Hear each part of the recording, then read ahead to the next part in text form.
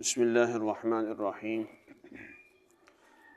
محترم و محتشم ناظرین ناظرات، آج ہم آپ کے سامنے قرآن مجید کو درست ادائیگی کے ساتھ صحیح تلفظ کے ساتھ پڑھنا سکھائیں گے، اور ہمارے سامنے یہ یسر القرآن ہے، تو ہم اس سے ابتدا کریں گے کیونکہ یہ بنیاد ہے۔ تو بنیاد جتنی مضبوط ہو عمارت اتنی ہی مستحکم ہوتی ہے، تو اس لیے ہم اس قاعدے سے ابتدا کریں گے، اور انشاءاللہ العزیز ہم اس کو فن تجوید کے جو اصول جو ضوابط ہیں اس کے عین مطابق ہم پڑھیں گے، تو انشاءاللہ تعالی آپ کو اس کا فائدہ ہوگا۔ تو سب سے پہلے ہم یہ دعا پڑھتے ہیں۔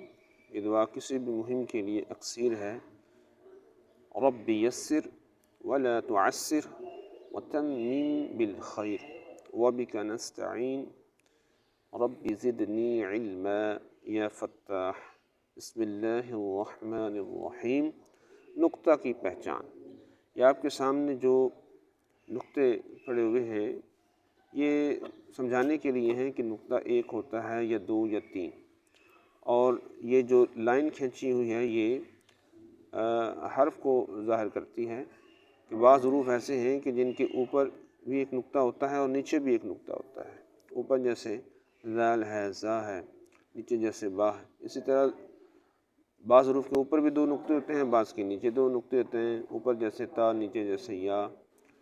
اور تین نقطے جو ہوتے ہیں یہ عربی میں، جو عربی کے حروف تہجی ہوتے ہیں ان کے اوپر ہی ہوتے ہیں، جیسے سا ہے، شین ہے، نیچے نہیں ہوتے۔ ہاں اردو میں ہوتے ہیں، جیسے پے ہے اور چے ہے، اس طرح سے۔ اس لیے ان کے جو حروف تہجی ہیں وہ عربی کے جو حروف تہجی ان سے زیادہ ہوتے ہیں، وہ 36 ہیں، اور یہ الف سے لے کے یا تک جو ہے وہ 29 بنتے ہیں، 29۔ اب ہم اس کی ادائیگی کرتے ہیں۔ بسم اللہ الرحمن الرحیم۔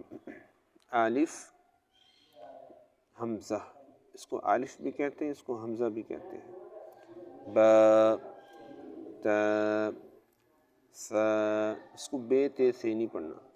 جیم، ہا، ہا کی آواز جو ہوتی ہے یہ حلق کے درمیان سے رگڑ کھا کے نکلے گی۔ ہا، خا، دال، ذال، را، زا، سین، شین، صاد، ضاد، طا، ظا۔ یہ چاروں حروف پر پڑھے جاتے ہیں، ان کی آواز وہ بھر کے نکالتے ہیں۔ عین، غین، فا، قاف، کاف، لام، میم، نون، واو، ہا، یہ بھی ہا ہی ہے، حمزہ، یا، ان دونوں کا تلفظ ایک ہی ہے۔ الف سے لے کے یا تک یہ 29 حروف بنتے ہیں۔ اب ان حروف کی تقسیم اس اعتبار سے کہ کن کو ہم نے پر پڑھنا ہے ہمیشہ، کن حروف کو ہم نے ہمیشہ باریک پڑھنا ہے، اور کیا کوئی ایسے حروف بھی ہیں جو دونوں طرح پڑھے جاتے ہیں۔ تو اس لحاظ سے اسے حروف کی تفخیم و ترقیق کہا جاتا ہے، یعنی پر پڑھنا اور باریک پڑھنا۔ تو ان 29 حروف میں سے 7 حروف ایسے ہیں کہ جن کی آواز ہم نے ہمیشہ پر یعنی منہ بھر کے نکالنی ہے، موٹی آواز، بھاری آواز نکالنی ہے۔ وہ 7 حروف یہ ہیں: خا، صاد، ضاد، اس کو ضاد پڑھنا ہے، طا، ظا، غین، قاف۔ تو یہ 7 حروف ہیں۔ خا، اس کے بعد 4 جو ہیں متواتر آتے ہیں، اور پھر ایک ایک چھوڑ کے یہ 7 حروف ہمیشہ پر پڑھے جاتے ہیں۔ ان کو حروف مستعلیہ کہا جاتا ہے۔ اس کے علاوہ اب 29 میں سے آپ 7 نکال دیں، پیچھے 22 حروف بچے۔